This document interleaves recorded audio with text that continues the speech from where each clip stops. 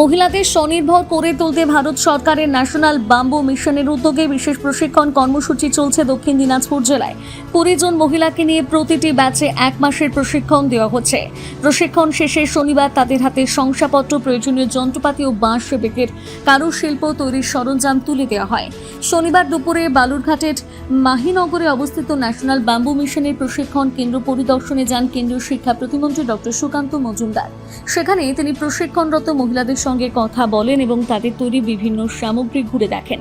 প্রশিক্ষণপ্রাপ্ত মহিলারা বাঁশ ও বেত দিয়ে বাস্কেট, গৃহসজ্জার সামগ্রী, বিভিন্ন অলংকার, ধূপকাঠি, ধূপ সহ নানান ধরনের হস্তশিল্প তৈরি করছেন।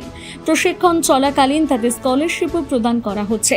এই বিষয়ে অনুষ্ঠানে কেন্দ্রীয় মন্ত্রী সুকান্ত মজুমদার বলেন, আপনারা জানেন প্রায় 1 বছর আগে আমরা এই এনইসি বিডিসি সহযোগিতায়, যা নর্থ ইস্ট ডেভেলপমেন্ট যে আমাদের কাউন্সিল তার একটি অন্যতম সংস্থা, তাদের সহযোগিতায় আমরা এখানে বেত এবং বাঁশের কাজের প্রশিক্ষণ কেন্দ্র তৈরি করেছিলাম এবং তারপর থেকে সেই প্রশিক্ষণ কেন্দ্রে আমাদের এখানকার মহিলাদের প্রশিক্ষিত করার ব্যবস্থা করা হয়েছে।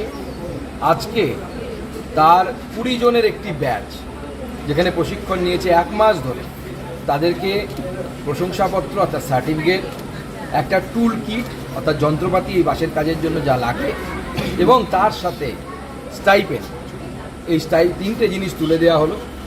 এনইসি বিডিসির যিনি প্রজেক্ট ম্যানেজার পুলক মণ্ডল তিনি উপস্থিত ছিলেন, বালুরঘাটের এসডিও এবং বালুরঘাট ব্লকের বিডিও সাহেব উপস্থিত ছিলেন এবং অন্যান্যরা উপস্থিত ছিলেন।